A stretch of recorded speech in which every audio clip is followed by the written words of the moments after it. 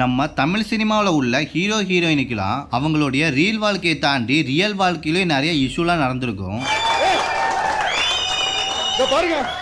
ஒரு விஷயம் சொல்றேங்க. அப்படி எந்தெந்த நடிகர்களுக்கு என்ன மாதிரியான பிரச்சனை, என்ன மாதிரியான ரூமர்ஸ்லாம் வந்துச்சுங்கிறத இந்த வீடியோல நம்ம பார்த்துடலாம். வீடியோக்குள்ள போறதுக்கு முன்னாடி நம்ம சேனலை சப்ஸ்கிரைப் பண்ணாதான் சப்ஸ்கிரைப் பண்ணி வச்சுக்கோங்க. இதுல ஃபர்ஸ்ட் ஆக்டர் சிம்புவை பார்த்துடலாம்.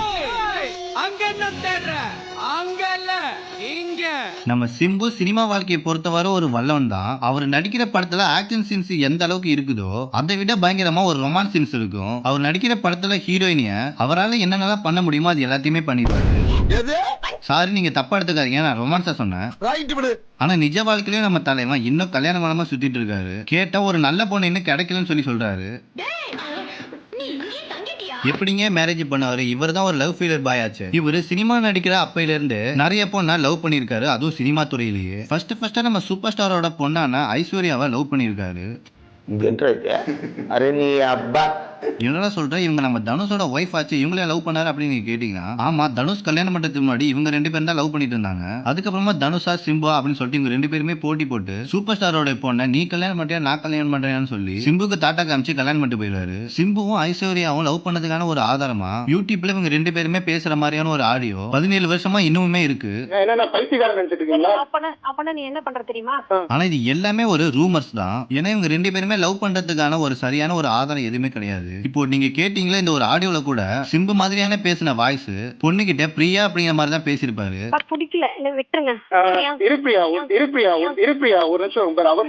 சோ இதுக்கான எந்த ஒரு ஆதாரமே இல்லாதனாலே இது ஒரு வதந்தியா மட்டுமே ஆயிடுச்சு. அதுக்கப்புறமா 2006 நம்ம சிம்புவும் நயன்தாராவும் சேர்ந்து வல்லவன் அப்படிங்கிற படத்துல நடிச்சிருப்பாங்க.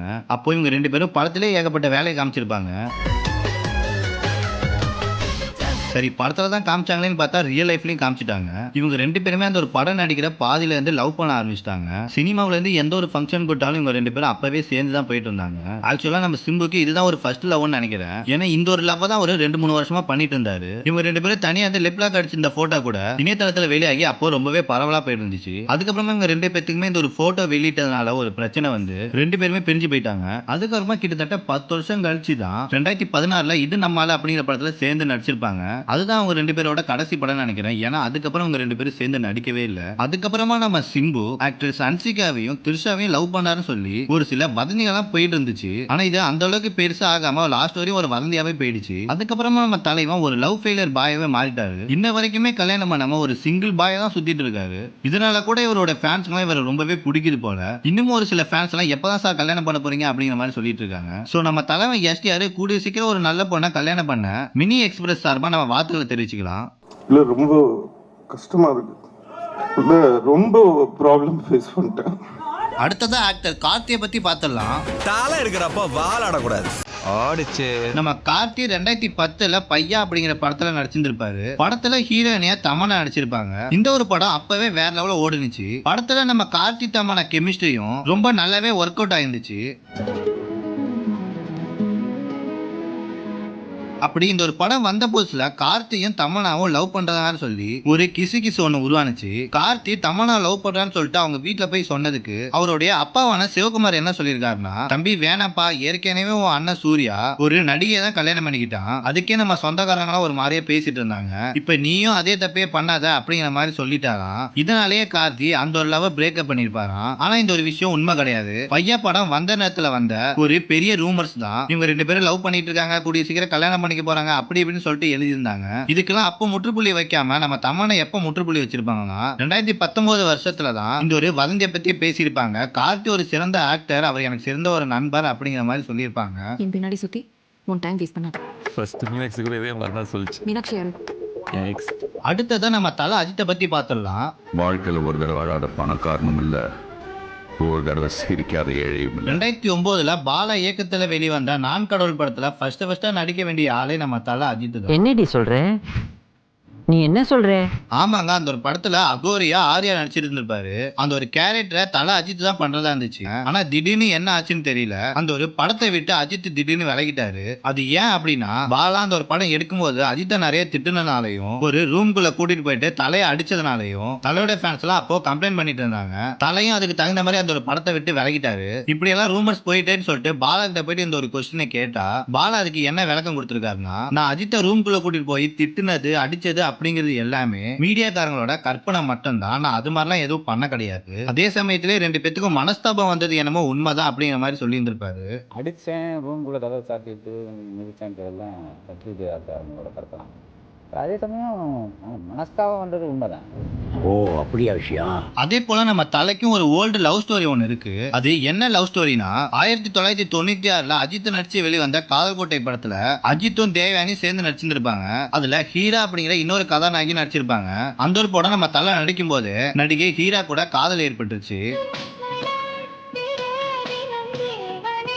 இவங்க 2 பேருமே அதுக்கப்புறமா 2 வருஷமா லவ் பண்ணிட்டு இருந்தாங்க. அதை தொடர்ந்து 1999ல திரும்பவும் தொடரும் அப்படிங்கிற படம் மூலமா சேர்ந்து நடிச்சாங்க. இந்த ஒரு படத்துக்கு அப்புறமா 2 பேருமே கல்யாணம் பண்ணிக்க போறதா சொல்லி மீடியாவில தகவலாம் வந்துச்சு.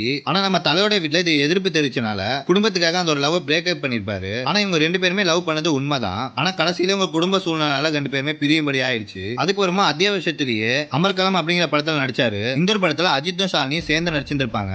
இந்த ஒரு படம் அப்பவே வேற லெவல்ல சூப்பர் டூப்பர் ஹிட். இந்த ஒரு படம் அஜித் நடிக்கும் போது அந்த ஒரு படத்தோட ஹீரோயினியான ஷாலினியை லவ் பண்ணி கல்யாணமும் பண்ணிருப்பாரு. இப்படி நம்ம தலைக்கும் முன்னால் ஒரு லவ் ஸ்டோரி ஒன்று இருக்கு. I love you. முதல்ல உங்களை பார்த்ததுல இருந்து நான் உங்களை நேசிக்க ஆரம்பிச்சேன். அடுத்தது சிவகார்த்திகேயனை பத்தி பார்த்துடலாம். ஹே, இதுக்கே டென்ஷன் என்ன? எப்படி இன்னும் நீ பார்க்க வேண்டியது நிறைய இருக்கு செல்லம். இப்போ நம்ம தமிழ் சினிமாவில் ஒரு டாப் 10 ஹீரோஸ் இருக்காங்கன்னா அந்த ஒரு டாப் 10 லிஸ்ட்ல நம்ம சிவகார்த்திகேயன் இருக்காரு. அந்த அளவுக்கு அவர் ஒரு பெரிய ஆக்டரா வாழ்ந்துட்டாரு. அப்படி இருக்கிற இவருக்கு ஒரு 10 வருஷத்துக்கு முன்னாடி என்ன நடந்துச்சுன்னா, இவர் ஒரு இடத்துல நம்ம உலகநாயகனை விமர்சனம் செய்தனாலையும் ஒரு மாதிரி ஓட்டுற மாதிரி கமலஹாசனை பத்தி பேசுறதுனாலையும் கமலோட ஃபேன்ஸ் இவர் என்ன பண்ணிட்டாங்கன்னா, சிவகார்த்திகேயன் மதுரை ஏர்போர்ட் வரும்போது அங்க அவருக்காக வெயிட் பண்ணிட்டு இருந்த கமலஹாசன் ஃபேன்ஸ் எல்லாம் அவரை துரத்தி அடிக்க ஆரம்பிச்சிட்டாங்க.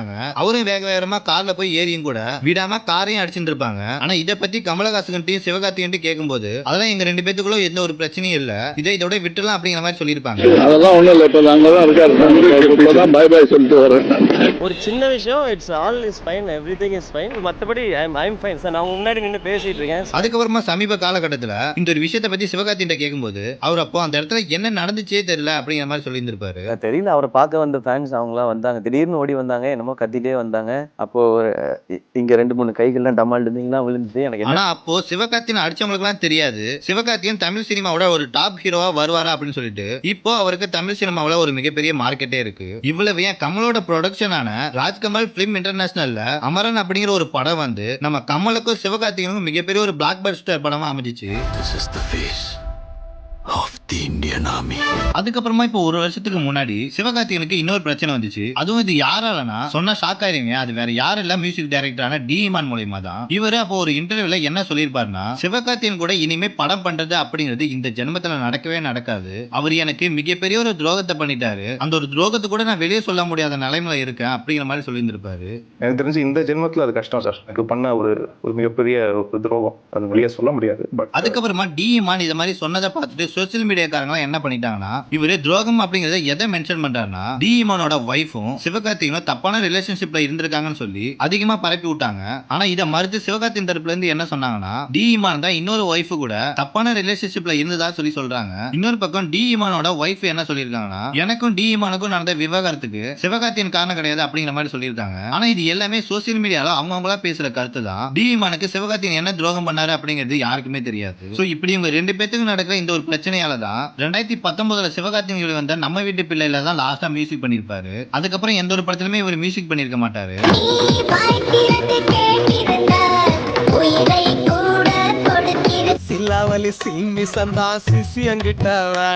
அடுத்ததான் மியூசிக் டைரக்டர் அனிருத்தை பத்தி பாத்திரலாம்.